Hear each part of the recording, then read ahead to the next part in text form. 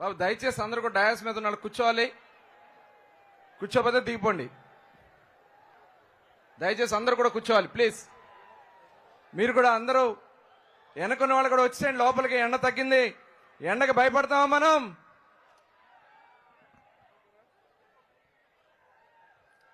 జై హో బీసీ. జనాభాలో దాదాపు 60-70% ఉన్న వెనుకబడిన తరగతులం.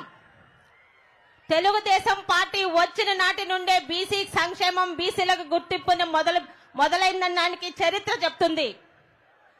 శ్రీకాకుళం నుండి చిత్తూరు వరకు, అనకాపల్లి నుండి అటు అనంతపురం వరకు ప్రతి జిల్లాలో ఈ రోజు పేరు మోసిన బీసీ నాయకులు ఉన్నారంటే దాని చెలవ ఆ నాయకులు వెనక ఉన్నది ఒక్క టీడీపీ పార్టీ మాత్రమే.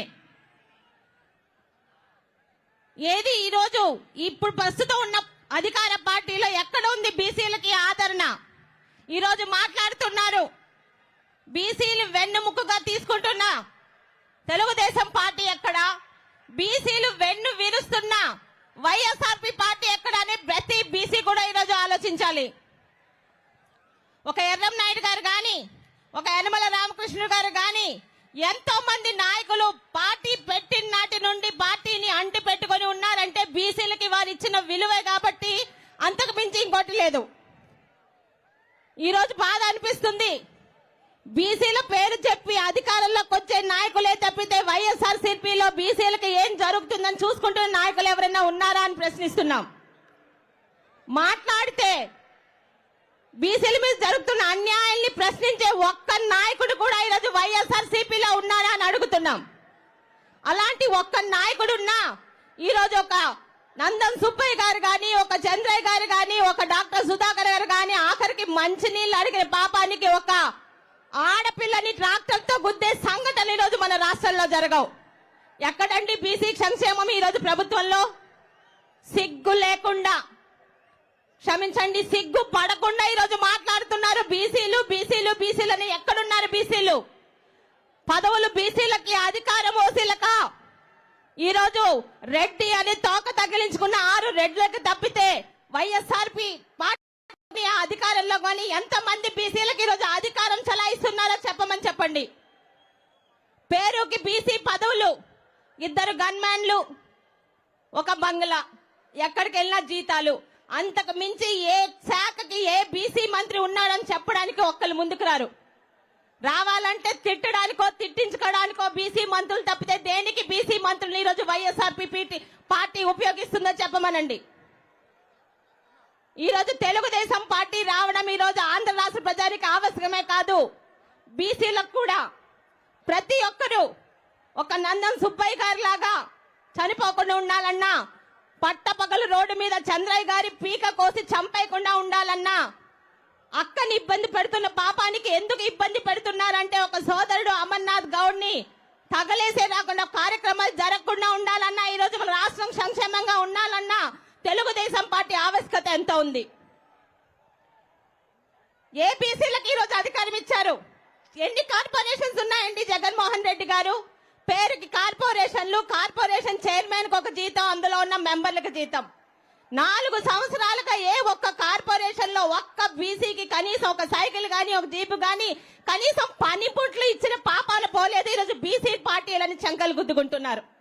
కర్మ ఏంటంటే ఆ వైఎస్ఆర్పీ పార్టీలో ఉన్న నాయకులు కూడా వాళ్ళు అధికారంలో రావడానికి, పదవుల్లో రావడానికి బీసీ అనే కార్డు ఉపయోగించడం తప్పితే ఒక్కసారి అధికారంలోకి వస్తే బీసీలు ఎవరో వాళ్ళకి కనిపించరు.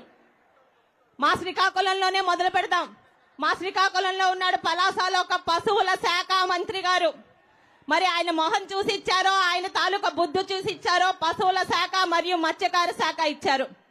అప్పుడెప్పుడో పేపర్లో చదువుకున్నాం, చదువుకునేటప్పుడు బీహార్ లో ఎప్పుడో లాలూ ప్రసాద్ యాదవ్ గారు 600 కోట్ల గడ్డి స్కామ్ చేశారని. మరి ఏకంగా పశువులు కొనకుండా 2000 రూపాయల స్కామ్ చేసి ఆయన ఆస్తులు పెంచుకుంటున్నాడు. ఇక మత్స్యకార చేసి శాఖ ఇచ్చిన పాపానికి ఒక్క మత్స్యకారుడికి కూడా ఈ రోజు సంక్షేమ పథకాలు లేవు. రాష్ట్రంలో మత్స్యకారుల పరిస్థితి ఎలా ఉంది అంటే ఎటువంటి నష్టపరిహారాలు ఇవ్వరట, కానీ మనిషి చనిపోతే ఇస్తారట నష్టపరిహారం. బ్రతుకుండగా కనీసం ఎటువంటి ఆదరణ, ఎటువంటి ఇది చూపించలేరు. మీరు చనిపోయాక ఏమిస్తున్నారండి? అలాగే ప్రతి బీసీ మంత్రిని అని చెప్పుకుంటున్న ఈ వైఎస్ఆర్బీ ప్రభుత్వంలోని వాళ్ళ అధికారంలోకి వచ్చినంత వరకే, తర్వాత ఎవరినన్నా తిట్టించుకోనే తప్పితే ఇంకొకటి ఉండటం లేదు. 45 రోజుల్లో ఉన్న ఎన్నికలు చంద్రబాబు నాయుడు గారు ముఖ్యమంత్రి కావడానికో తెలుగుదేశం పార్టీ అధికారంలో రావడానికే కాదు, ఆంధ్ర రాష్ట్రం భారతదేశ పట్టణంలో ఉండాలా లేదా అన్న నిర్ణయించుకోవడానికి ఈ రోజు తెలుగుదేశం ప్రభుత్వం రావాలి. ఈ రోజు లక్షలు పోసి చదివిస్తున్న గుర్రాలకి ఈరోజు చికెన్ మాటలు మటన్ మాటలు కాదు, ఒక హైటెక్ సిటీని తీసుకొచ్చిన చంద్రబాబు నాయుడు గారు మళ్ళీ మనకి రావాలి. ఆంధ్ర రాష్ట్రాన్ని గర్వంగా భారతదేశంలో నంబర్ 1 గా నిలబెట్టే నాయకుడు మనకు కావాలి. ఈరోజు మరి చంద్రబాబు నాయుడు గారికి తోడు పవన్ కళ్యాణ్ గారు అయ్యారు. ఇద్దరు నాయకులు ఎటువంటి భేషజాలు లేకుండా ఆంధ్ర రాష్ట్రం గురించి ఎన్నో మెట్లు దిగొస్తే మనకెందుకండి ఈరోజు భేషజాలు? ప్రతి ఒక్కరూ ఈరోజు జైహో బీసీ సభకు వెళ్ళాము, విజయవంతం చేశానని చెప్పుకోవడం కాదు, ఏ పని ఇచ్చినా కష్టపడి పని చేసే తత్వం ఉన్న ప్రతి ఒక్క బీసీ సోదరులకి సోదరుమనికి ఒక్కటే అడుగుతున్నాను, మనకి గౌరవంగా చూసి ఎక్కడున్నాయి ఈరోజు బీసీ స్టడీ సర్కిళ్ళు? ఎక్కడున్నాయి అవి? ఈరోజు మనం చదువుకోకూడదు, మనకి ఈరోజు పనిముట్లు రావు, ఆదరణ పథకాలు రావు. ప్రతి ఒక్క బీసీ సోదరుడు కూడా వచ్చే 45 రోజుల్లో మన తాలూకా ధ్యేయం ఒక్కటే, ఇక్కడి నుంచి వెళ్ళినప్పటి నుండి ప్రతి ఒక్కరం 100 మంది బీసీల చేత తెలుగుదేశం పార్టీకి ఓటు వేయాలని ప్రమాణం చేసి ఇక్కడి నుంచి కదలాలని కోరుకుంటూ, మరి ఎంతరో పెద్దలున్నాయి సభలో, నాకు కూడా మీ ముందు మాట్లాడే అవకాశం ఇచ్చిన ప్రతి ఒక్క నాయకులకి పేరు పేరున ధన్యవాదం తెలుపుకుంటూ, జై తెలుగుదేశం, జై జనసేన, జై హో బీసీ. థ్యాంక్ యూ అమ్మా. గౌత శిరీష్ గారికి ధన్యవాదాలు తెలియజేస్తూ, దయచేసి ఆ బార్కెట్లు కొద్దిగా ఓపెన్ చేసుకుని అటు చైర్స్ లో కూడా వెళ్ళాలి. బయట చాలా మంది ఉన్నారు, దయచేసి అందరు కూడా లోపలికి రావాలి. అలాగే డయాస్ మీద ఉన్న వాళ్ళందరూ కూడా దయచేసి కూర్చోవాలి, ఎవరు నుంచోవద్దు ప్లీజ్. వెనకున్న వాళ్ళందరూ కూడా దయచేసి కూర్చోవాలి. ఇప్పుడు గౌరవనీయులు తెలుగుదేశం పార్టీ జాతీయ జనరల్ సెక్రటరీ బీదా రవిచంద్ర గారిని మాట్లాడవలసిన కోరుతా ఉన్నాను.